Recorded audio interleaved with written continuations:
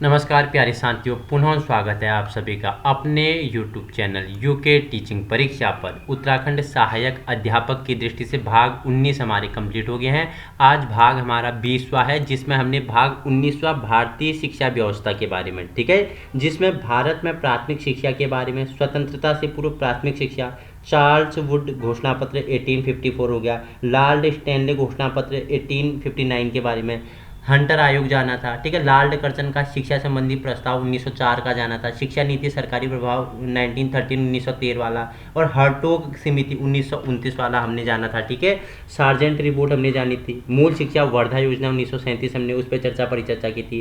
स्वतंत्रता के बाद प्राथमिक शिक्षा के बारे में हमने चर्चा परिचर्चा की थी। ऑपरेशन ब्लैक बोल्ड इंपोर्टेंट है, उसके बारे में जाना था। जिला प्रारंभिक शिक्षा कार्यक्रम 19 कृष्ण प्रस्ताव के बारे में, स्कूल चलो अभियान, सर्व शिक्षा अभियान के उद्देश्य हो गए, इसके हमने क्या हस्तक्षेप या घटकों के बारे में चर्चा परिचर्चा की थी, ठीक है। उसी के साथ हमने मिड डे मील योजना के बारे में, राष्ट्रीय साक्षरता मिशन, न्यूनतम अधिगम स्तर, जिसे हमने बताया था MLL कहा जाता है, ठीक है, और शिक्षा का अधिकार हमने जाना था। कस्तूरबा गांधी बालिका विद्यालय योजना हमने चर्चा परिचर्चा की थी। प्रारंभिक शिक्षा का सार्वभौमिकरण के बारे में जाना था। तो आज हम उससे आगे हम चर्चा परिचर्चा करने वाले हैं, जिसमें हम क्या महत्वपूर्ण तथ्यों से आपके लिए जो इम्पोर्टेंट होगा उन सभी के बारे में चर्चा परिचर्चा करेंगे। जुड़ जाना है। वीडियो समय पर पाने के लिए क्या करना है, चैनल को सब्सक्राइब कर लेना है और वीडियो उन लोगों तक पहुंचाने की कोशिश करें जहां संसाधनों के अभाव है, ठीक है। तो पार्ट 20 है आपके लिए, शिक्षा नीति का क्रियान्वयन कार्यक्रम 1986 के बारे में, ठीक है। तो देखो, क्रियान्वयन कार्यक्रम 1986 के तहत निम्न प्राथमिक शिक्षा से संबंधित कार्यक्रम निर्धारित किए गए हैं। देखो, जिसमें प्राथमिक विद्यालयों में सुधार कर और सहायक सेवाओं की व्यवस्था करके वहां के वातावरण को सुधारा जाए। सार्वभौमिक शिक्षा के संबंध में नीति का निर्माण किया जाए, जिसमें पहले से सार्वत्रिक प्रवेश के स्थान पर अब सार्वत्रिक प्रवेश तथा प्रतिधारणा दोनों को सुनिश्चित किया जाए, ठीक है। उसके लिए निचले स्तर पर भागीदारी विद्या अपनाते हुए सक्षम योजनाओं का निर्माण किया जाए। सामाजिक व आर्थिक रूप से कमजोर बच्चों को अनौपचारिक शिक्षा दी जाए, जिससे प्राथमिक शिक्षा का क्या हो, सार्वभौमिकरण हो सके। जो क्या है, सामाजिक और आर्थिक, समाज से भी और आर्थिक रूप से भी कमजोर है, उन्हें क्या अनौपचारिक शिक्षा से क्या करना है, प्राथमिक शिक्षा देनी है, उन्हें मजबूत बनाना है, अनौपचारिक शिक्षा देनी है, जिससे क्या हो सके, प्राथमिक शिक्षा का सार्वभौमिकरण हो सके। अधिगम के आवश्यक स्तर तक प्रत्येक बच्चों को पहुंचाना। अधिगम मतलब क्या होता है, अधिगम मतलब सीखना, ठीक है, लर्निंग के आवश्यक स्तर तक, सीखने के आवश्यक स्तर तक प्रत्येक बच्चे को पहुंचाना, ठीक है। नेक्स्ट है, शिक्षकों के लिए प्रशिक्षण कार्यक्रम चलाए जाए। इन्हीं संदर्भ में जिला शिक्षा तथा प्रशिक्षण संस्थानों की स्थापना की जाए, ठीक है। शिक्षकों के लिए प्रशिक्षण, उन्हें प्रशिक्षण दिया जाना चाहिए, कार्यक्रम चलाने चाहिए, और जिला शिक्षा प्रशिक्षण संस्थानों की स्थापना की जाए। प्रत्येक जिले में नवोदय विद्यालय की स्थापना हो, ठीक है। अलग टॉपिक है LT में आपके लिए, नवोदय विद्यालय, कस्तूरबा विद्यालय, दोनों के बारे में हम अलग वीडियो लाएंगे, ठीक है। प्राथमिक शिक्षा के सार्वभौमिकरण की असमानताएं क्या आती है, मार्ग में आने वाली बाधाएं, असमानताओं के बारे में चर्चा परिचर्चा कर लेते हैं। तो स्वतंत्रता प्राप्ति के बाद प्राथमिक शिक्षा को निःशुल्क व अनिवार्य प्रदान करने का प्रावधान संविधान में कर दिया गया। फिर भी पूरे देश में अपेक्षित सफलता प्राप्त न हो सकी, लेकिन जब वर्ष 1964 का शिक्षा पर चौथा सम्मेलन आयोजित हुआ तो निम्न क्या असमानताएं प्राप्त हुई। पहला था उसमें प्रांतीय असमानता, दूसरा था क्षेत्रीय स्तर पर असमानता, तीसरा था जिला स्तर पर असमानता, चौथा क्या था आपका, इसी के अंदर भी फैक्ट थे, समाज में विभिन्न मध्य वर्ग की साक्षरता के प्रतिशत में भिन्नता और लड़के व लड़कियों के मध्य असमानता, इसी के अंदर क्या थे, फैक्ट रखे गए थे। याद रखना, प्रांतीय असमानता थी, क्षेत्रीय स्तर पर असमानता थी, ठीक है। ये समझाने वाली बात नहीं। प्रांतीय मतलब क्या होता है कि जहां संविधान ने एक और वर्णित अनिवार्य शिक्षा के प्रावधान को केरल, तमिलनाडु, पश्चिम बंगाल में अपेक्षित सफलता मिली, वहीं दूसरी ओर बिहार, राजस्थान, मध्य प्रदेश जैसे राज्यों में शिक्षा को अपेक्षित सफलता नहीं मिली, जिसमें प्रांतीय सफलता देखने को मिली, ठीक है। क्षेत्रीय में क्या आ जाएगा, शहरी और ग्रामीण में शिक्षा की असमानता देखने को मिली, ठीक है। जिला में क्या आ जाएगा कि कई जिलों में साक्षरता के प्रतिवाद में असमानता देखने को मिली। समाज में विभिन्न वर्गों के मध्य साक्षरता प्रतिशत में भिन्नता और लड़कों व लड़कियों के मध्य असमानता हुई, ठीक है। असमानता को कम करने के लिए सुझाव क्या क्या, थे। क्या क्या सुझाव, जो असमानता है इसे कम करने के सुझाव क्या क्या दिए गए? जिन राज्यों में प्राथमिक शिक्षा प्राप्त करने की प्रगति कम है उन राज्यों को आर्थिक सहायता प्रदान कर स्थिति को सुधारा जाए। शिक्षा में पिछड़े राज्यों में शिक्षा के लिए प्रचार प्रसार किया जाए। बालक बालिकाओं के लिए प्रवेश के लक्ष्य अलग अलग निर्धारित किए जाए। लड़कियों के लिए शिक्षा की निःशुल्क व्यवस्था की जाए। लड़कियों के लिए कैसी शिक्षा निःशुल्क दी जाए। जनजातीय क्षेत्रों में शिक्षकों को प्रशिक्षित करके नियुक्त किया जाए। जनसंख्या के बिखराव वाले क्षेत्रों में अध्यापकीय विद्यालयों की स्थापना की जाए। ठीक है, ये क्या इसके सुझाव दिए गए थे, जो असमानता को कम करने के सुझाव थे। और प्रवेश में क्या समस्याएं थी? ठीक है, उस समय प्रवेश में समस्याएं क्या थी? जैसे सामाजिक कुरीतियां थी, जैसे बाल विवाह हो गया, पर्दा प्रथा आदि थी। विद्यालय की दूरी, ठीक है, देखो बालक प्राथमिक कक्षा में पढ़ा तो विद्यालय से उसका घर की दूरी अधिक होगी तो जा नहीं पाएगा। ठीक है, सामाजिक उदासीनता थी। ठीक है, अभिभावकों में शिक्षा के प्रति क्या था? उदासीनता थी। अभिभावकों में भी क्या थी? शिक्षा के प्रति क्या थी? उदासीनता थी। ठीक है, शिक्षा अधिकारियों की ग्रामीण क्षेत्रों में शिक्षा के प्रति उदासीनता थी। ठीक है, ये प्रवेश की समस्या को हल करने के लिए क्या सुझाव दिए गए? ठीक है, तो देखो क्या सुझाव दिए गए। तो देखो अनिवार्य शिक्षा के नियमों को कठोरता से पालन किया जाए। जो अनिवार्य शिक्षा है इसके नियमों को क्या किया जाए?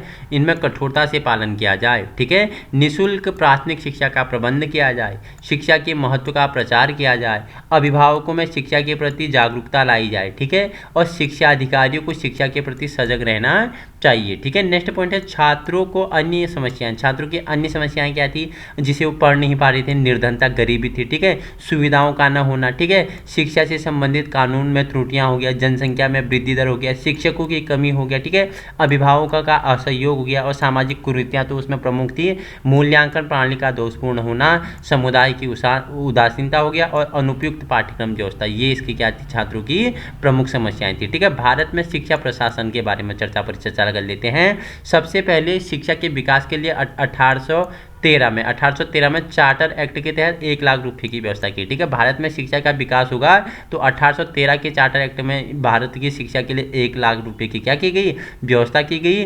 और 1835 में लॉर्ड मैकाले की सहायता से शिक्षा नीति का निर्धारण किया। 1835 में लॉर्ड मैकाले की सहायता से शिक्षा नीति क्या की गई? निर्धारित की गई और चार्ल्स वुड की सहायता से इस नीति को लागू किया। ठीक है, सहायता किसकी ली? लॉर्ड मैकाले की। लागू किसने किया? चार्ल्स वुड की सहायता से लागू हुआ। इसके साथ ही शिक्षा विभाग का गठन भी किया गया। इसके साथ ही शिक्षा विभाग का क्या गठन भी किया गया। ठीक है, हंटर आयोग 1832 ने शिक्षा प्रशासन के सुधार में सिफारिश की और 1921 में भारत में द्वैध शासन की स्थापना के साथ राज्य में शिक्षा मंत्रालय की भी स्थापना की। ठीक है, और क्या हुआ? हंटर आयोग 1882 आता है तो शिक्षा प्रशासन में क्या किया गया? प्रशासन में क्या सिफारिश में सुधार किया गया और 1921 में भारत में जब द्वैध शासन की स्थापना हुई उसी समय राज्य शिक्षा मंत्रालय की भी स्थापना कर दी जाती है। ठीक है, इस समय शिक्षा मंत्रियों पर उत्तरदायित्व ज्यादा थे परंतु शिक्षा के प्रति अधिकार, श्रम तथा 1929 के हर्टोग ने शिक्षा सलाहकार परिषद के गठन की सिफारिश की और वर्ष 1935 में इस परिषद का गठन किया गया। वर्ष 1944 में सार्जेंट आयोग, पहले बताया मैंने क्या था सार्जेंट आयोग ने प्राथमिक शिक्षा के बारे में क्या कहा था? इसने शिक्षा को राष्ट्रीय विकास का लक्ष्य निर्धारित किया और प्रशासन संबंधी मामलों को ज्यादा उदारवादी बनाने की सिफारिश की। वहीं वर्ष 1948 में स्थापित विश्वविद्यालय अनुदान आयोग ने भी उच्च शिक्षा के प्रशासनिक सुधार करने की वकालत की। ठीक है, अब देखो भारत में शिक्षा के साधन क्या क्या थे? साधन एक आपका सरकारी हो गया, एक आपका स्वैच्छिक हो गया। ठीक है, सरकारी में 3 क्षेत्र शामिल थे। आपका केंद्र सरकार हो गया, राज्य सरकार हो गया, स्थानिक सरकार हो गया और स्थानिक में भी 2 थी, एक आपके पंचायत हो गया, एक आपका नगर हो गया। ठीक है, स्वैच्छिक में एक स्वायत्त संस्थाएं थी, एक गैर स्वायत्त संस्थाएं थी। ठीक है, ये शिक्षा के साधन थे। सरकारी 3 क्षेत्रों में विभाजित था, केंद्र सरकार, राज्य सरकार, स्थानिक सरकार। तो स्थानिक सरकार भी 2 भागों में विभाजित था, एक पंचायत और एक नगरीय पंचायत, और एक स्वैच्छिक था, उसमें भी स्वायत्त स्वैच्छिक और गैर संस्थाएं इसमें शामिल थी। तो नेक्स्ट आगे परिचर्चा कर लेते हैं माध्यमिक शिक्षा आयोग के बारे में। ठीक है, शिक्षा के पुनः निर्माण में प्रशासनिक क्षेत्र का विशेष महत्व है क्योंकि यह व्यवस्था विभिन्न शिक्षण संस्थाओं के विकास के लिए क्या है? उत्तरदायी है। अतः शिक्षा के लक्ष्यों को प्राप्त किए बिना शिक्षा प्रशासन में सुधार नहीं किया जा सकता है। ठीक है, देखो सिलेबस आपके लिए बहुत बड़ा है, क्या आपको पढ़ना है ये चीज़ें समझने वाली हैं। ठीक है, क्योंकि देखो 4 स्टेटमेंट वाले पूछ लेगा तो आप फंस जाओगे, इसलिए अगर डीपली पढ़ा होगा तो फंसने की कम संभावनाएं होगी। ठीक है, नहीं तो हम कम वाला भी कर सकते थे, लेकिन ये क्या है, यहाँ अगर 4 स्टेटमेंट आपसे पूछ लिए जाएंगे तो आपको फंसना नहीं है। ठीक है, नेक्स्ट है आपका केंद्रीय शिक्षा प्रशासन। प्रशासन, ठीक है, भारत में केंद्र सरकार शिक्षा नीति के निर्धारण के लिए उत्तरदायी है तथा केंद्र व राज्य संरक्षित क्षेत्रों में शिक्षा के विकास के लिए उत्तरदायी है। केंद्र सरकार का शिक्षा प्रशासन के बारे में बात करूं तो मानव संसाधन विकास मंत्री होता है, उसमें मानव संसाधन विकास राज्य मंत्री हो गया, एक सचिव हो गया, उसमें भी उच्चतर शिक्षा विभाग और स्कूल शिक्षा और साक्षरता विभाग शामिल होते हैं, ठीक है। सचिव उच्चतर शिक्षा विभाग, स्कूल और साक्षरता विभाग, परामर्शदाता, उप परामर्शदाता, कार्य संभाग हो गया, निदेशक में परियोजना, प्रौढ़ शिक्षा और सांख्यिकी तथा सूचना शामिल किया गया। संयुक्त सचिव में कार्यक्रम व्यवस्थापक है, उप सचिव विद्यालय संभाग का हो गया, ठीक है, और सहायक शिक्षा परामर्शदाता प्रकाशक एकक हो गया और शिक्षा उप परामर्शदाता हो गया, ठीक है। निदेशक सचिव और संयुक्त सचिव का, निदेशक में प्रशासन हो गया, उप सचिव में हिंदी खंड का हो गया और उप शिक्षा परामर्शदाता में युवा सेवा हो गया, ठीक है। वही उप सचिव पुस्तक सुधार के लिए, ठीक है। तो संयुक्त शिक्षा परामर्शदाता भी शामिल था, उप परामर्शदाता उच्च शिक्षा से होगा और उप सचिव विदेश छात्रवृत्ति से होगा, ठीक है, और उप परामर्शदाता सचिव क्षेत्र से होगा। ये आपके लिए इंपॉर्टेंट नहीं है, ठीक है। जो आपके लिए इंपॉर्टेंट है उनके बारे में हम परिचर्चा कर लेते हैं। देखो, स्थानीय स्तर पर शिक्षा का प्रशासन, एक स्थानीय स्तर पर जिला और नगर, ठीक है। जिला में शिक्षा उप निरीक्षक हो गया, सह उप निरीक्षक हो गया, पंचायत समिति हो गया, और नगर में क्या हो गया, नगर पालिका शिक्षा अध्यक्ष हो गया, मान्यता प्राप्त स्कूल के लिए सह उप निरीक्षक हो गया, ठीक है। पूछ लेगा कि जिला स्तर पर सह शिक्षा परिषद का क्रम बताइए, तो क्या है, जिला परिषद, शिक्षा उप निरीक्षक, सह उप निरीक्षक और पंचायत समिति आपका राइट आंसर हो जाएगा, ठीक है। शिक्षा प्रशासन की क्या समस्याएं थी, कार्य करने में कठिनाई, असंतुलन हो गया, ठीक है, उदासीनता होगी, अव्ययता हो गया और प्रजातांत्रिक मूल्यों की अवहेलना हो गई, ठीक है। इसे दूर करने के क्या सुझाव दिए गए, ठीक है। जो शिक्षा प्रशासन संबंधी समस्याएं थीं, इन्हें दूर करने के लिए क्या सुझाव दिए गए, विभिन्न मंत्रालयों से चलने वाले शिक्षा संबंधी कार्यों के लिए शिक्षा मंत्री की अध्यक्षता में एक परिषद का गठन किया जाए, शिक्षा निदेशक को शिक्षा उप सचिव का पद प्रदान कर देना चाहिए, शिक्षा और शिक्षा नीतियों को निर्धारित करते हुए शिक्षा निदेशक के नेतृत्व में माध्यमिक शिक्षा परिषद गठन किया जाना चाहिए, ठीक है। देखो, फिर आगे आपके लिए इंपॉर्टेंट होता है कि देखो, भारत में शिक्षा प्रशासन के लिए कोठारी आयोग की क्या सिफारिशें थी, तो उसने राज्य स्तर पर शिक्षा परिषद का गठन किया जाए जो मंत्रालय के कार्यों का मूल्यांकन करे, ठीक है। शिक्षा मंत्रालय में राज्य के शिक्षा विभाग में 50% पद पदोन्नति पर भर दिया जाए, भारतीय शिक्षा सेवा का गठन किया जाए, राज्य में राज्य शिक्षा सेवा आयोग का गठन किया जाए और गैर राजपत्रित के लिए सेवाकालीन पाठ्यक्रम चलाए जाए। ये किसके, ये कोठारी आयोग की सिफारिशें थी शिक्षा प्रशासन में, ठीक है। शिक्षा मंत्रालय में state board of education vocation education जोड़ा गया, ठीक है, इवैल्यूएशन ऑर्गेनाइजेशन जोड़ा गया, state board of school education, higher secondary committee और परीक्षा कमेटी इसमें शामिल किया गया। और तीसरा था आपका जिला शिक्षा कार्यालय जो जिला स्तर पर था, ब्लॉक शिक्षा कार्यालय, ब्लॉक स्तर विद्यालय समिति इसमें शामिल थी, ठीक है। वहीं कोठारी आयोग द्वारा प्रस्तुत शिक्षालय प्रशासनिक तंत्र का ढांचा कैसा था, केंद्र और राज्य स्तर पर शिक्षा के लिए कानूनी प्रभावी कानून बनाए जाए और शिक्षा को पुनः व्यवस्था की जाए, शिक्षा के लिए प्रभावी प्रणाली का विकास किया जाए, स्कूली शिक्षा व राज्य शिक्षा स्थानीय निकायों को भागीदार व उच्च केंद्र व राज्य में भागीदारी ने बनाया जाए, स्कूल बोर्ड की स्थापना की जाए, शिक्षा की सुविधाएं प्रदान करने वाले का उत्तरदायित्व होना चाहिए, ठीक है। अब देखो, आपके लिए इंपॉर्टेंट स्मरणीय फैक्ट क्या बनते हैं, याद रखना, यहाँ से परिचर्चा कर लेते हैं। तो आगे क्या है, देखो, परिवार अनौपचारिक शिक्षा का सबसे छोटा अभिकर्ता होता है, ठीक है। निम्नलिखित में से अनौपचारिक शिक्षा का सबसे छोटा अभिकर्ता पूछेगा, 4 ऑप्शन दे देगा, विद्यालय, परिवार, समाज और मीडिया। तो परिवार क्या है, अनौपचारिक शिक्षा का सबसे छोटा अभिकर्ता होता है। कोठारी आयोग ने उच्च शिक्षा माध्यमिक शिक्षा के लिए व्यवसायीकरण का सुझाव दिया था, ठीक है। कोठारी आयोग ने क्या, माध्यमिक शिक्षा और उच्च शिक्षा के लिए क्या, व्यवसायीकरण का सुझाव दिया था। बुनियादी शिक्षा में परिवर्तन के लिए बीजी खैर की अध्यक्षता में एक समिति का गठन किया गया। माध्यमिक शिक्षा आयोग द्वारा प्रस्तुत शिक्षा प्रशासन में उप संचालन, क्षेत्रीय निरीक्षक, जिला शिक्षा अधिकारी तथा उप निरीक्षक शामिल होते हैं। शिक्षा ऊर्ध्व सामाजिक गतिशील के लिए आवश्यक है, ठीक है। प्राथमिक शिक्षा में संबंधित चार्ल्स वुड घोषणा पत्र जो पहले ही हमने बता दिया है 1854 ईस्वी में जारी किया गया। लॉर्ड स्टैनले मैंने बताया 1859 में प्राथमिक शिक्षा से संबंधित निम्न सिफारिशें की। लॉर्ड स्टैनले के अनुसार प्राथमिक शिक्षा का उत्तरदायित्व स्थानीय संस्थाओं को दिया जाए। वहीं भारतीय शिक्षा आयोग का गठन कब किया गया, 1862 1962 में किया गया था। ठीक है, भारतीय शिक्षा आयोग के अनुसार प्राथमिक शिक्षा स्थानीय भाषा में प्रदान की जाए। लॉर्ड कर्जन ने प्राथमिक शिक्षा बच्चों को उनकी मातृभाषा में प्रदान करने की सिफारिश की। सार्जेंट रिपोर्ट 1944 के अनुसार प्राथमिक शिक्षा 6 से 14 वर्ष तक बच्चों के लिए निःशुल्क दिया जाए। ये उन्हें ही समझ में आएगा जिन्होंने पहली वीडियो देखी है, क्योंकि देखो सारा डिवीजन हो रहा है। ठीक है, अब देखो वहीं आगे आपके लिए बात करें तो प्राथमिक शिक्षा का लक्ष्य 2007 तक 5वीं कक्षा और 2010 तक 8वीं कक्षा तक स्कूली शिक्षा पूरी करना था। ठीक है, ऑपरेशन ब्लैक बोर्ड 1986 में शुरू किया गया प्राथमिक विद्यालयों में सुविधा प्रदान करने के लिए। ठीक है, 2 शिक्षकों, 1 स्त्री, 1 महिला बताया था। 2 कमरे का भवन होना चाहिए बड़ा, 1 बरामदा होना चाहिए। ठीक है, ये मैंने वहाँ बताया था। और शिक्षण पूर्ण सहायक सामग्री होनी चाहिए स्कूल में। ठीक है, ये ब्लैक बोर्ड के इसमें शामिल किया था ब्लैक बोर्ड ऑपरेशन में। ठीक है, और ऑपरेशन ब्लैक बोर्ड में। ठीक है, जिला प्रारंभिक शिक्षा कार्यक्रम केंद्र सरकार द्वारा वर्ष 1943 में शुरू किया गया था। ठीक है, 1943 में क्या जिला प्रारंभिक शिक्षा कार्यक्रम शुरू किया गया। स्कूल चलो अभियान 1996 में प्रारंभ किया गया। मध्याह्न भोजन कार्यक्रम 15 अगस्त 1995 को प्रारंभ किया गया था। कितने 2408 ब्लॉकों में, 2408 ब्लॉकों में पहले चरण में ये किया गया था, मैंने पहले ही बता दिया था। ठीक है, सर्व शिक्षा अभियान केंद्र की एक जिला आधारित विशिष्ट कार्य योजना है। वर्ष 1988 में राष्ट्रीय साक्षरता मिशन प्रारंभ किया गया। राष्ट्रीय शिक्षा नीति की घोषणा 1986 में की गई। और भारत में शिक्षा का विकास ब्रिटिश कंपनी के समय 1775 ईस्वी में किया गया। वर्ष 1921 में भारत में द्वैध शासन की स्थापना के साथ शिक्षा मंत्रालय की स्थापना हुई। जिला सलाहकार परिषद का गठन वर्ष 1935 में किया गया। कोठारी आयोग के जिला स्कूल बोर्ड के गठन में सिफारिश की। अमेरिका में शिक्षा राज्य सरकारों द्वारा उत्तरदायित्व है। और 1784 में सर्वप्रथम रीजेंट परिषद की स्थापना की। सारे इंपोर्टेंट फैक्ट है। 1812 में न्यूयॉर्क में प्रथम शिक्षा अधीक्षक की नियुक्ति की गई। अमेरिका में शिक्षा जनपद शिक्षा प्रशासन की छोटी इकाई है। और ब्रिटेन का प्रधानमंत्री ब्रिटेन का जो शिक्षा मंत्री है संसद के प्रति उत्तरदायी होता है। ब्रिटेन का शिक्षा मंत्री शिक्षा से संबंधित वार्षिक रिपोर्ट संसद में प्रस्तुत करता है। वुड डिस्पैच वर्ष 1854 में शिक्षा के व्यवसायीकरण पर जोर दिया गया। और हार्टेक कमेटी वर्ष 1929 में गठित की गई। ये आपके लिए क्या है, इंपोर्टेंट फैक्ट है, बहुत ही इंपोर्टेंट है। बस जुड़ना है एक सकारात्मक ऊर्जा के साथ और मित्रों में अधिक से अधिक शेयर करना है। वीडियो वहाँ तक पहुँचानी है जहाँ संसाधनों के अभाव है। ठीक है, नेक्स्ट पढ़ते हैं कि स्वतंत्रता भारत में अध्यापक शिक्षा। ठीक है, प्रत्येक देश में स्वतंत्रता प्राप्ति के पश्चात नई सरकार को कई सामाजिक परिवर्तन की आवश्यकता होती है। हमारी सरकार के समक्ष कई समस्याएं जैसे सामाजिक, आर्थिक, राजनीतिक आई।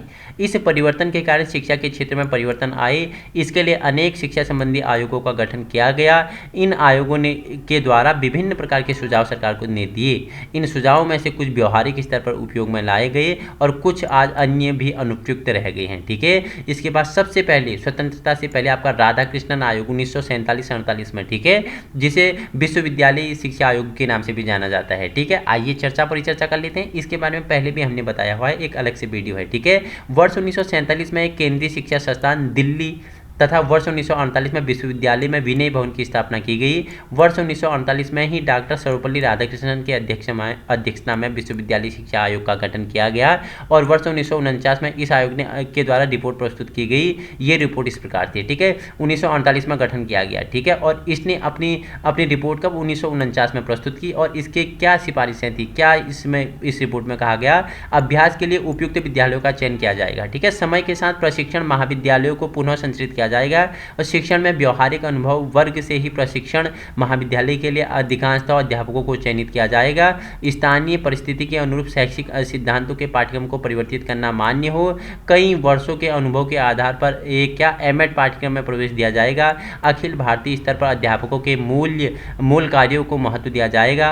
अवकाश कालावधि में अध्यापकों के लिए पुनश्चर्या चलाने के लिए प्रबंध किया जाएगा। और व्याख्यान, प्रदर्शनी, यात्रा भ्रमण इत्यादि के माध्यम से अपनाया जाएगा। ठीक है, वर्ष 1952 में भारत सरकार के द्वारा माध्यमिक शिक्षा आयोग का गठन डॉक्टर ए.एल. मुदायिर की अध्यक्षता में किया गया था। वर्ष 1953 में प्रस्तुत आयोग के प्रतिवेदन शिक्षण प्रशिक्षण को दशा सुधारने के लिए लिया। महत्वपूर्ण क्या थी, ये संस्तुतियाँ थी। ठीक है, अब देखो मुदायिर आयोग की सिफारिशें क्या थी। छात्र अध्यापक 1 या 2 पाठ्यक्रम की क्रियाओं में प्रशिक्षित किए जाने चाहिए। ठीक है, स्नातक के लिए 2 वर्षीय पाठ्यक्रम और स्नातकों के लिए 1 वर्षीय प्रशिक्षण पाठ्यक्रम होना चाहिए। ठीक है, इस आयोग ने रिफ्रेशर कोर्स पर बल दिया और अल्पकालीन तीव्र पाठ्यक्रम और विशिष्ट पाठ्यक्रम कार्यशालाओं की सेवारत क्या क्या अध्यापकों के लिए गोष्ठियां इत्यादि की आवश्यक रूप से स्वीकार किया था।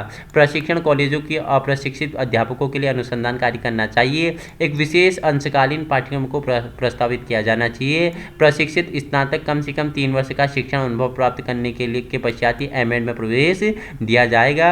संबंध कॉलेजों में प्रशिक्षण विभागों की स्थापना होनी चाहिए। अध्यापकों के लिए प्रशिक्षण के लिए सरकार ही उत्तरदायी नहीं है। छात्र अध्यापकों के लिए, ठीक है, छात्र अध्यापकों के लिए किसी भी प्रकार की फीस नहीं लेनी चाहिए और उन्हें पर्याप्त खाने पीने रहने की सुविधाएं उपलब्ध करानी चाहिए। किसके थे? ये हमारा जो विश्वविद्यालय आयोग, मुदाइलर आयोग की ये सिफारिशें थी। ठीक है, इसके बाद आपका आता है कोठारी आयोग 1964 से 66 में आता है। किसमें? दौलत सिंह कोठारी की अध्यक्षता में राष्ट्रीय शिक्षा आयोग का गठन किया गया। इस शिक्षा आयोग ने व्यावसायीकरण शिक्षा की वर्तमान व्यवस्था की कमियों को उजागर किया।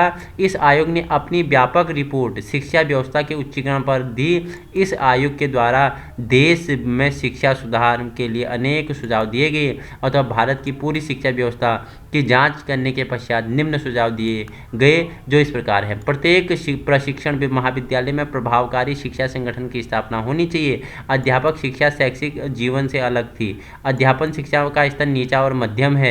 उन्होंने अन्य संस्तुति में कहा कि अध्यापक शिक्षा के पाठ्यक्रम यथार्थवाद की व्यापकता में कमी है। ठीक है, वहीं भारत का अध्यापक प्रशिक्षण बहुत ही रूढ़िवादी है। जो भारत का अध्यापक है, इसका जो शिक्षा प्रशिक्षण है उसी रूढ़िवादी है, जैसा कि निश्चित प्रारूप और रूढ़ प्रविधियों में शिक्षण अभ्यास में दोहराई जाती है। राष्ट्रीय शिक्षा आयोग 1964-66 में उपरोक्त कमियों को दिखाते हुए आयोग ने अनेक संस्तुतियां दी। ठीक है, क्या क्या दी उनके बारे में भी हम चर्चा परिचर्चा कर लेते हैं। उससे पहले हम कुछ स्मार्ट फैक्ट, ठीक है, आपके लिए स्मार्ट बनना है तो स्मार्ट फैक्ट देखना ही पड़ेगा। ठीक है, कलकत्ता विश्वविद्यालय आयोग का गठन 1917-19 में विश्वविद्यालय स्तरीय शिक्षा सुधार के लिए किया गया था। थॉमस मुंडो ने सर्वप्रथम 1826 में शिक्षण प्रशिक्षण के लिए क्षेत्र में योजनाबद्ध प्रयास किया। किसने? थॉमस मुंडो ने सर्वप्रथम 1826 में शिक्षण प्रशिक्षण के लिए योजनाबद्ध प्रयास किया। भारतीय शिक्षा प्रशिक्षण संघ की स्थापना 1950 में हुई। इंपोर्टेंट है, भारतीय शिक्षा प्रशिक्षण संघ में प्रथम सम्मेलन की अध्यक्षता श्रीमती हंसा मेहता ने की थी। इंपोर्टेंट है, स्टार लगा लेना। ठीक है, भारतीय शिक्षा प्रशिक्षक संघ में प्रथम सम्मेलन की अध्यक्षता किसके द्वारा की गई? पूछ लेगा तो किससे? श्रीमती हंसा मेहता द्वारा। ठीक है, भारतीय शिक्षा प्रशिक्षक संघ का दूसरा अधिवेशन कहाँ? मैसूर में हुआ। इंपोर्टेंट है, एकीकृत अध्यापक शिक्षा कार्यक्रम का संचालन क्षेत्रीय शिक्षा संस्थान करता है। ठीक है, जो इंपोर्टेंट है उन सभी के बारे में जानेंगे, जुड़ना है आपको। ठीक है, अध्यापक शिक्षा के प्रमुख अभिकरण संस्थाएं, तो किसी भी लोकतांत्रिक देश का विकास वहाँ के शिक्षकों के स्तर पर निर्भर करता है। आपको पता है कि शिक्षक ही क्या है? राष्ट्र निर्माता है और समाज सेवा है। राष्ट्रीय अध्यापक शिक्षा परिषद का गठन वर्ष 1973 में किया गया। केंद्र तथा राज्य सरकारों की भूमिका इसमें स्पष्ट की गई। ठीक है, इस प्रकार अध्यापक शिक्षा के साधनों का विभाजन प्रमुख रूप से 2 स्तरों में किया जाता है।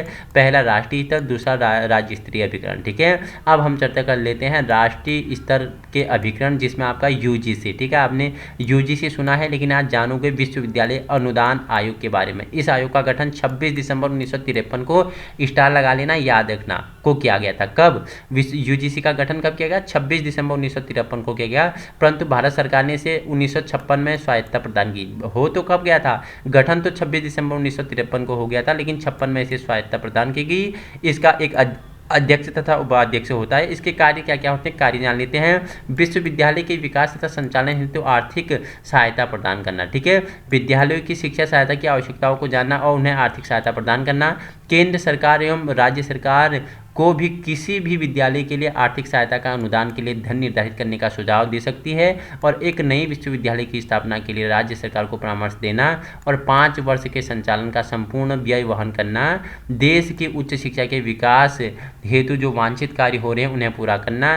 केंद्रीय विश्वविद्यालय को विकास एवं संचालन हेतु संपूर्ण व्यय के लिए अनुदान देना तथा राज्य के विश्वविद्यालय को विकास हेतु अनुदान देना। विश्वविद्यालय स्तरीय शिक्षा, उच्च शिक्षा जानते हैं। ठीक है, तो मैं स्तरोन्नयन हेतु कार्य योजना तैयार करना, क्रियान्वयन हेतु संबंधित संस्थाओं को परामर्श प्रदान करना। निरीक्षक प्राचार्यों की नियुक्तियां आयोग द्वारा की जाएगी। अध्यापकों के आवास हेतु विश्वविद्यालय तथा महाविद्यालय में अनुदान किया जाएगा। ठीक है, उसके बाद एनसीईआरटी। एनसीईआरटी आपको पता है क्या है? राष्ट्रीय शैक्षिक अनुसंधान एवं प्रशिक्षण परिषद, ठीक है। स्थापना कब होती है? 1961 में इसकी स्थापना की गई। इसके 4 क्षेत्रीय महाविद्यालय अजमेर, मैसूर, भुवनेश्वर, भोपाल। इंपोर्टेंट है, 1961 में एनसीईआरटी की स्थापना होती है। 4 क्षेत्रीय महाविद्यालय अजमेर हो गया, मैसूर हो गया, भुवनेश्वर और भोपाल में। इसका मुख्यालय कहाँ है? दिल्ली में है, जिसके कई विभाग इसके केंद्र से स्थापित हैं। कई विभाग इसके केंद्र से स्थापित हैं। इसके प्रमुख कार्य क्या है? राष्ट्रीय शिक्षा संस्थान और क्षेत्रीय महाविद्यालय का संचालन एवं शासन करना, ठीक है। प्राथमिक शिक्षा और माध्यमिक स्तर की शिक्षा में सुधार हेतु शोध कार्य और शोध कार्यों में अनुदान देना, ठीक है। सेवारत अध्यापकों की पूर्व सेवा अध्यापकों को नेतृत्व प्रदान करना, नवीन परिवर्तन तथा आयामों में अवगत कराना तथा प्रशिक्षण देना, ठीक है।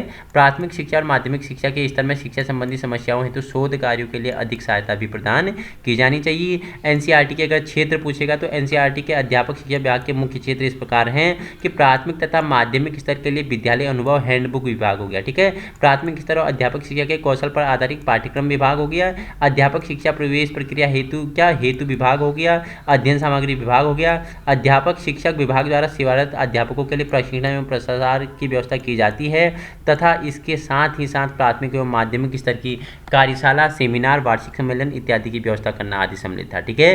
राष्ट्रीय अध्यापक शिक्षा परिषद एनसीटीई, क्या होता है एनसीटीई? तो अगर बात करूं तो भारत सरकार ने शिक्षा मंत्रालय द्वारा मई 1973 में राष्ट्रीय अध्यापक शिक्षा परिषद की स्थापना की। एनसीटीई की स्थापना मई 1973 में, जिसे आप क्या राष्ट्रीय अध्यापक शिक्षा परिषद के नाम से जानते हैं। इसका हिंदी में नाम है।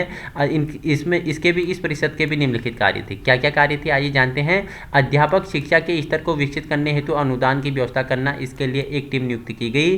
राष्ट्रीय स्तर, राज्य स्तर प्रशिक्षण संस्थाओं तथा शिक्षा विभाग के लिए शैक्षिक शोध कार्यों में समन्वय स्थापित किया गया। सभी स्तरों में केंद्रीय तथा राज्य प्राथमिक स्तर तथा महाविद्यालय का भी अध्यापन शिक्षा व्यवस्था का निरीक्षण करना तथा उनके विकास में सुधार करने हेतु साधनों को सुझाव देना।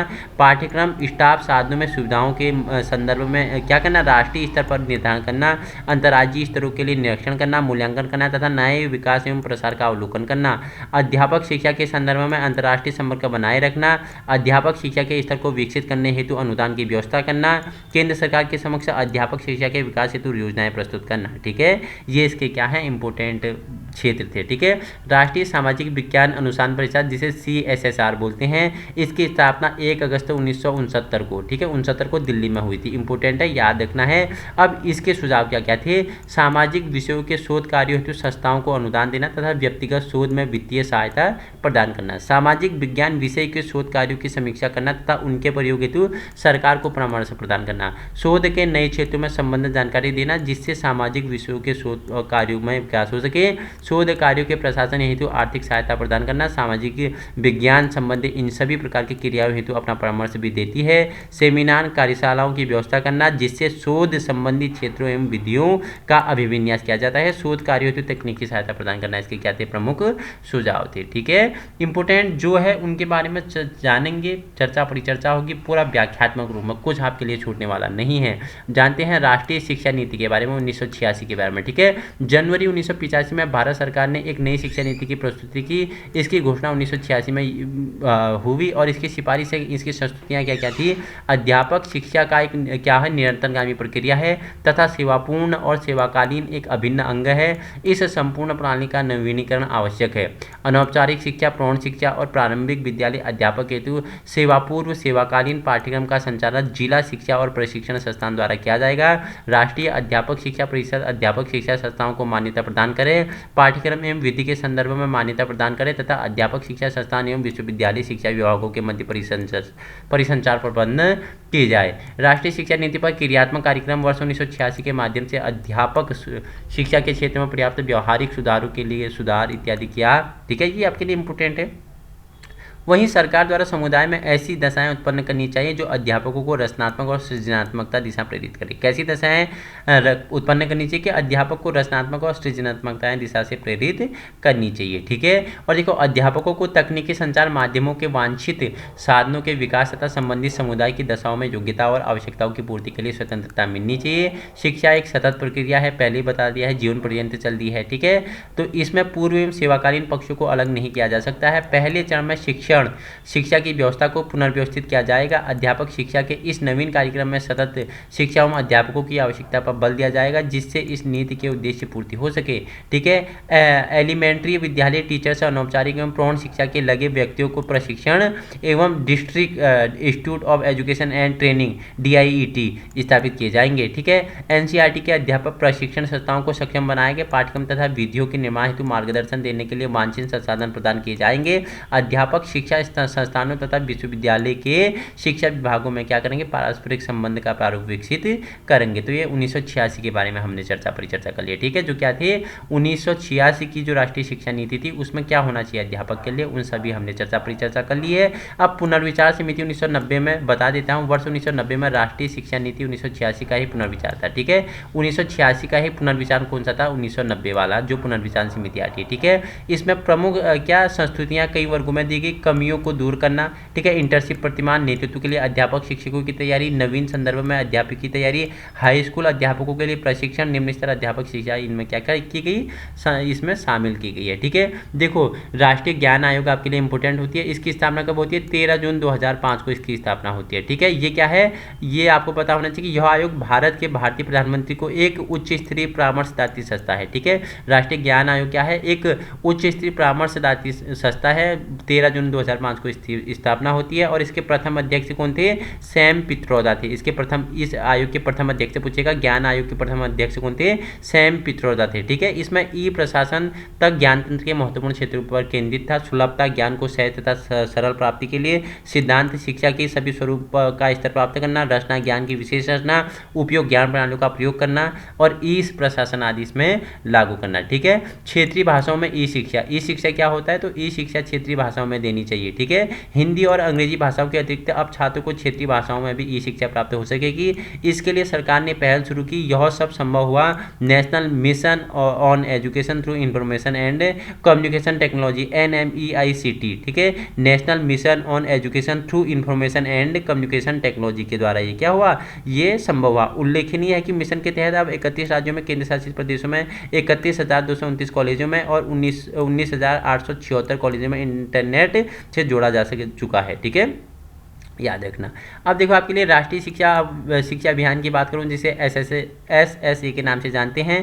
ठीक है, सर्व शिक्षा अभियान। ठीक है, तो इसमें माध्यमिक शिक्षा के लिए राष्ट्रीय माध्यमिक शिक्षा अभियान जैसे महत्वपूर्ण RMSA रमसा बोलते थे। ठीक है, RMSA महत्वपूर्ण कार्यक्रमों का सफल मॉडल देखने को इसमें मिलता है। ठीक है, और इसका प्रस्ताव क्या था, अनुदान आयोग UGC की ओर से आया। इसका प्रस्ताव किससे, UGC की ओर से आया। आप मुझे कमेंट में बताएंगे कि राष्ट्रीय उच्च शिक्षा अभियान, ठीक है, राष्ट्रीय उच्च शिक्षा अभियान की स्थापना कब हुई। ठीक है, कमेंट में जानूंगा मैं। ठीक है, प्रो वर्जन बनना है तो आपको कमेंट में बताना होगा। ठीक है, उसके बाद राष्ट्रीय उच्चतर शिक्षा अभियान वर्ष 2013 में राज्यों के योग उच्च शिक्षण संस्थाओं में रणनीति रूप से विभिन्न सहायता देने के लिए, इसे आप पढ़ लेना, ये आपके लिए उतना इंपॉर्टेंट नहीं है। ठीक है, ई गवर्नेंस भी आप पढ़ लेना, मैं आपको लिए PDF अवेलेबल करा दूंगा, आप वहां से अच्छे से पढ़ सकते हैं। ई गवर्नेंस के प्रकार देख लेते हैं। ठीक है, सरकार से सरकार तक। ठीक है, गवर्नमेंट टू गवर्नमेंट हो गया। ठीक है, सरकार से नागरिक तक। ठीक है, G2C हो गया, सरकार से कर्मचारी तक। ठीक है, और इसके चरण क्या क्या थे, कंप्यूटरीकरण, सभी विभागों का कंप्यूटरीकरण करना। ठीक है,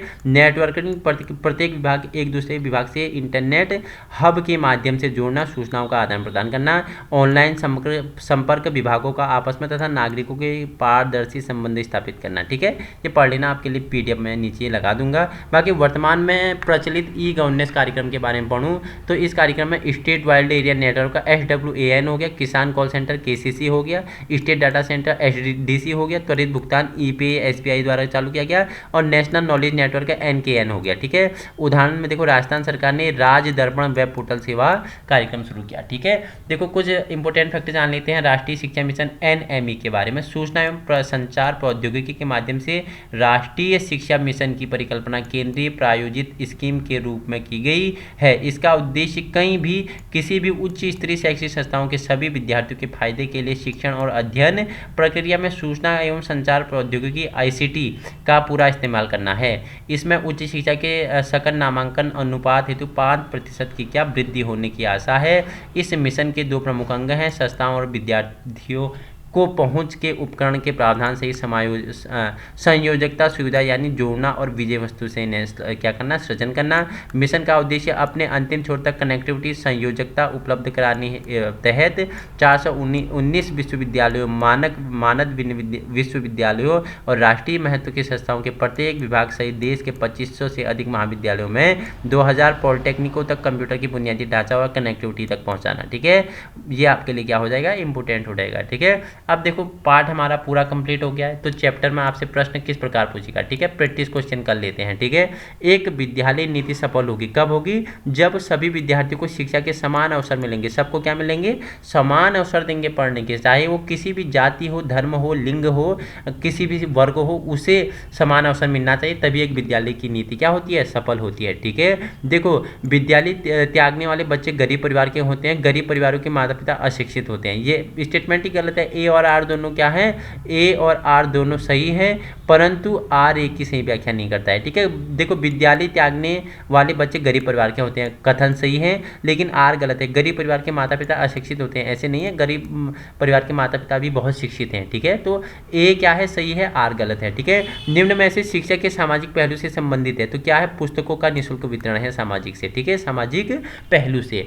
जिलों की शिक्षा सुविधाओं को स्थिति से जानने के लिए सर्वोच्च विधि कौन सी होती है, तो जिले की शिक्षा सुविधाओं को जानने के लिए सर्वेक्षण विधि क्या होती है, सर्वेक्षण विधि होती है। शिक्षा वह दर्पण है जिसके माध्यम से किसी देश का वास्तविक चेहरा दिखाया जाता है। इंपोर्टेंट करता है ना, स्टेटमेंट है, स्टार लगा लेना 5 बार। ठीक है, पूछ लेगा कि शिक्षा वह दर्पण है जिसके माध्यम से किसी देश का वास्तविक चेहरा दिखाई देता है, वियर्ड का कथन है। निम्न में से साक्षरता के क्षेत्रीय असंतुलन को दूर करने के उपाय क्या हैं, सभी है। कम साक्षरता वाले क्षेत्रों में साक्षरता के लिए प्रयास करना, साक्षरता के लिए जिलों की इकाई बनाना, कम साक्षरता वाले जिलों के लिए केंद्रीय सहायता प्रदान करना। ठीक है, problems of education reconstruction in India किसकी कृति है, पहले वाले पार्ट में बताया था, तो किसकी, केजी सैयदन की पुस्तक है। ठीक है, चार्ल्स वुड पत्र में शामिल था। हल्काबंदी व्यवस्था के अनुसार विद्यालय स्थापित करना, ठीक है, था, और पहले से चल रहे विद्यालय में अनुदान दिया जाए, ये भी था। 1 और 2 आपका राइट आंसर हो जाएगा।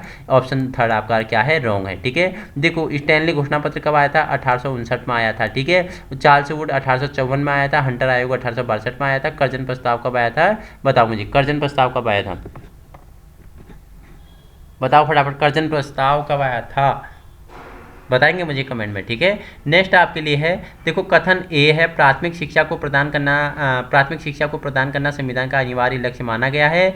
देखो ये आर और एक कथन अभिकथन क्यों बनाओगे, बीच में क्योंकि का संबंध डालना है। ठीक है, प्राथमिक शिक्षा को प्रदान करना संविधान में अनिवार्य लक्ष्य माना गया है क्योंकि भारत में स्वतंत्रता के बाद प्राथमिक शिक्षा को अधिक महत्व दिया गया। ए और आर दोनों हैं, परंतु आर ए की सही व्याख्या नहीं करता है। ऑप्शन बी आपका राइट आंसर हो जाएगा। ठीक है, स्टैनली घोषणा पत्र के बारे में कथन है। ठीक है, शिक्षा प्रसार के लिए कर व्यवस्था लागू किया गया, ठीक है, किया गया था, बताया था पहले भाग में, और सरकार प्राथमिक शिक्षा का उत्तरदायित्व ग्रहण करेगा, तो ऑप्शन सी, ए और बी दोनों आपके राइट हैं। ठीक है, निम्न में से कौन सी सिफारिश हंटर आयोग की है, तो हंटर आयोग ने क्या बोला था, प्राथमिक शिक्षा स्थानीय भाषा में प्रदान की जाएगी। ठीक है, पाठ्यक्रम में व्यवहारिक विषय शामिल करना, ठीक है, हंटर आयोग ने कहा था। ठीक है, प्राथमिक शिक्षा निःशुल्क प्रदान की जाए, गोखले आयोग ने कहा था। ठीक है, निजी संस्था को धन उपलब्ध कराया जाए, चार्ल्स वुड का घोषणा पत्र में कहा गया था। और अध्यापकों के लिए प्रशिक्षण क्या कहा था, डी का फर्स्ट, तो इसके लिए आपका कर्जन प्रस्ताव ने कहा था। ठीक है, सार्जेंट रिपोर्ट के बारे में असत्य है, तो 7 से 13 वर्ष, ये तो असत्य है, सुन के ये लग रहा है 7 से 13 वर्ष तो कहीं बात हुई नहीं है। कोई आयोग के बारे में पढ़ लो, कोई शिक्षा में पढ़ लो, तो 7-13 वैसे ही रहोगे, इस तो 7 से 13 हो ही नहीं, 6 से 14 हो सकता है, 6 से 14। ठीक है, 7 से 13 तो है ही नहीं। निम्न कथन किससे संबंधित है, जूनियर व बेसिक शिक्षा 611 बच्चों के लिए होगा, बुनियादी शिक्षा में कनिष्ठ कक्षाओं का माध्यम बनाया जाएगा, व्यापारिक व कला शिक्षा पूर्ण आंशिक होगा। तो ये किसने, सार्जेंट रिपोर्ट की, ये क्या थी, सार्जेंट रिपोर्ट से ये शामिल है तीनों, पहले जिसने वो देखा है वो इजीली बता पा रहा है। ठीक है, कथन ए है, प्राथमिक शिक्षा से संबंधित सार्जेंट आयोग का गठन वर्ष 1943 में किया गया, और दूसरा कथन है, सार्जेंट ने अपना घोषणा पत्र केंद्रीय सलाहकार परिषद के समक्ष प्रस्तुत किया। तो बताएंगे आप मुझे, ठीक है, आप मुझे कमेंट में बताएंगे 16, जिसने पहला वीडियो देखा कमेंट में बताना मुझे 16 का आंसर क्या होगा। ठीक है, 17 क्वेश्चन है, विकलांगों के लिए शिक्षा से संबंधित सही कथन है, तो 1 और 2। ठीक है, 1 और 2 आपका राइट आंसर हो जाएगा। विशिष्ट विद्यालय विद्यालयों में उन्हें अलग से शिक्षा दी जानी चाहिए। सामान्य शिक्षा प्रणाली के तहत उनके लिए विशेष प्रयास किया जाने चाहिए। ठीक है, वार्नोक समिति 1978 में विकलांगों के लिए क्या परिवर्तन लाया गया, तो विकलांगों के लिए सामान्यकृत अभिवृत्ति लाया गया। भारत में सर्वोदय शिक्षा योजना का संबंध किससे है, विकलांगों से है। विकलांग नहीं बोलना है, अरे ये तो गलती हो गई। ठीक है, विकलांग बोलोगे तो केस चल जाएगा। दिव्यांगों से, ठीक है, दिव्यांगों से संबंधित है। विकलांगों के लिए दिव्यांग शब्द यूज होता है, दिव्यांग शब्द ही यूज करना है। ठीक है, आप अगर शिक्षित हैं तो आपको दिव्यांग बोलना है, विकलांग नहीं। ठीक है, विकलांग बोलोगे तो केस लग सकता है दादा। ठीक है, राज्य सरकार द्वारा चलाई जा रही बेसिक शिक्षा एक प्रकार का धोखा है, यह कथन किसका है, डॉक्टर जाकिर हुसैन ने क्या बोला कि राज्य सरकार द्वारा चलाई जा रही जो बेसिक शिक्षा है ये प्रकार का धोखा है। किसने कहा, जाकिर हुसैन ने कहा। बुनियादी शिक्षा पर आधारित सिद्धांतों में शामिल नहीं है। ये क्वेश्चन आपके लिए रखे हैं दादा मैंने, और ABCD कमेंट में बताना। जो यहाँ तक आया है वो अपनी एक अच्छी तैयारी करना चाहता है, बताना मुझे कि बुनियादी शिक्षा के आधारित सिद्धांत में शामिल नहीं है। ठीक है, भारत में राष्ट्रीय शिक्षा नीति 1986 में घोषित की गई, सही है। ठीक है, और ग्रामीण क्षेत्रों में अच्छी शिक्षा उपलब्ध कराना इस नीति का उद्देश्य था, सही है। सही है, देख लेते हैं A और R दोनों सही हैं तथा R A की सही व्याख्या करता है। ठीक है, किस प्रकार के विद्यालय की स्थापना संकल्प नीति 1986 के तहत की गई, तो नवोदय विद्यालय। ठीक है, इसके बारे में अलग से हम वीडियो पढ़ेंगे। नवोदय हो गया, कस्तूरबा गांधी हो गया। ठीक है, 24वां क्वेश्चन है, ऑपरेशन ब्लैक बोर्ड का शुभारंभ शिक्षा नीति 1986 के अंतर्गत किया गया। ऑपरेशन ब्लैक बोर्ड का उद्देश्य प्राथमिक विद्यालयों में, दोनों सही है, बताया है। ठीक है, दोनों सही हैं, A और R दोनों सही हैं, और R A की सही व्याख्या करता है। इसमें क्या कहा गया था कि प्राथमिक विद्यालयों की सुविधाओं के लिए इस ब्लैक बोर्ड बनाया गया था। विद्यालय में 2 शिक्षक होने चाहिए, एक स्त्री एक पुरुष, 2 कमरों का बड़ा भवन होना चाहिए, बड़ा बरामदा होना चाहिए, और बालिकाओं के लिए क्या अलग सी क्या होनी चाहिए, प्रसाधन सुविधाएं होनी चाहिए। ठीक है, आइए क्वेश्चन नंबर 25 जान लेते हैं। वर्ष 1974 में बुश द्वारा संपादित पुस्तक शिक्षा के अनुसंधान के सर्वेक्षण शैक्षिक अनुसंधान के क्षेत्र बताइए। तो कितने क्षेत्र थे, इंपोर्टेंट है, तेज पढ़ लिया तो आराम से पढ़ लेते हैं। 1974 में डॉक्टर बुश द्वारा संपादित पुस्तक शिक्षा के अनुसंधान के सर्वेक्षण शैक्षिक अनुसंधान के कितने क्षेत्र बताए, 16 बताए। इंपोर्टेंट है, स्टार लगा लेना। ठीक है, संविधान में प्राथमिक शिक्षा अनिवार्य व निःशुल्क के प्रावधान कराने हेतु कौन सी योजना लागू की गई, बुनियादी शिक्षा। ठीक है, निम्नलिखित कथनों पर विचार कीजिए। बुनियादी शिक्षा में परिवर्तन हेतु वर्ष 1939 में BG खैर की अध्यक्षता में एक समिति का गठन किया गया। भारत में संविधान के अनुच्छेद 350 में प्राथमिक शिक्षा की मातृभाषा पर शिक्षा का प्रावधान किया गया। स्वतंत्रता के बाद अधिकांश राज्यों में सार्जेंट योजना को अपनाया गया और बुनियादी विद्यालय को ज़्यादातर ग्रामीण क्षेत्रों में खोला गया। तो आपको 4 ऑप्शन में सही क्या है, तो आपका देखो A आपका राइट है, थर्ड आपका राइट है, फोर्थ आपका राइट है, लेकिन जो ये आपका सेकंड है ये आपका रॉन्ग है कि भारत में संविधान के अनुच्छेद 350 में प्राथमिक शिक्षा मातृभाषा की शिक्षा का प्रावधान नहीं किया गया था। ये तो किया गया था, नहीं किया गया था भाई। ठीक है, याद रखना। तो देखो नेक्स्ट है आपके लिए, पूछ रहा है महात्मा गांधी की बुनियादी शिक्षा योजना का भारतीय शिक्षा में क्या योगदान रहा। तो 7 से 14 वर्ष के बच्चों को निःशुल्क अनिवार्य शिक्षा देना। ठीक है, अनुच्छेद देखो, अनुच्छेद यहाँ 21(1) में शिक्षा का अधिकार देखो बोल रहा है कि कौन सा सही है, तो ये 2 गलत है आपके लिए। 350 में मातृभाषा में शिक्षा की उपलब्धता और 21 में प्राथमिक शिक्षा का अधिकार संबंधित है। 3 और 4 आपका क्या हो जाएगा, राइट आंसर हो जाएगा। निम्न कथनों पर विचार कीजिए। भारत की प्राथमिक शिक्षा प्रणाली विश्व की सबसे प्राथमिक शिक्षा प्रणाली है। प्राथमिक शिक्षा का लक्ष्य 6 से 14 वर्ष के बालकों को शिक्षित करना है। कथन A और दोनों आपके A और 2 क्या है, दोनों ही आपके क्या है, option C is right answer. ठीक है, आपका अंतिम क्वेश्चन है, निम्न में से सभी के लिए शिक्षा लक्ष्य, ठीक है, सभी के लिए शिक्षा लक्ष्य है। निरक्षरता में कमी, 14 वर्ष के बच्चों को प्राथमिक शिक्षा प्रदान करना, शिक्षा के पाठ्यक्रम में उन्नत बनाना। तो ये सभी आपके क्या हो जाएंगे, राइट आंसर हो जाएंगे। तो मित्रों हमने क्या, जो भारत में शिक्षा विकास था उसके हमने दोनों भाग हमने क्या कर लिए हैं, कंप्लीट कर लिए हैं। पहला भाग भी देख लेना, दूसरा भाग भी देख लेना, और PDF आपको दूसरे भाग में मैं अटैच कर दूंगा। ठीक है, पहले भाग में नहीं, इस वाले भाग में ये PDF मैं आपके लिए अटैच कर दूंगा। वो वीडियो देखेगा तभी ये आपके लिए समझ में आएगा। और इसी प्रकार की वीडियो चाहिए तो आप अगर जितना शेयर करोगे हमारा भी क्या उतना ही क्या होगा, हम आपके लिए नई नई वीडियो अच्छी की मैटर आपको कहाँ से दे सकूँ। ठीक है, वो मैटर आपके लिए बेटर मैटर लाने की कोशिश करेंगे जो आपको क्या अधिक चीज़ों के बारे में जानकारी स्पष्ट कर दी। ठीक है, तो जुड़ जाइए और आज ही जुड़ना है अपने टीचिंग परीक्षा UK टीचिंग। ठीक है, उत्तराखंड के लिए UK टीचिंग परीक्षा पे। ठीक है, इसका प्रारंभिक रूप बिहेवियर एजुकेशन उपकार की क्लास भी है जिसमें हमारा उद्देश्य क्या है, व्यवहारिक शिक्षा प्रदान करना है। Thank you so much.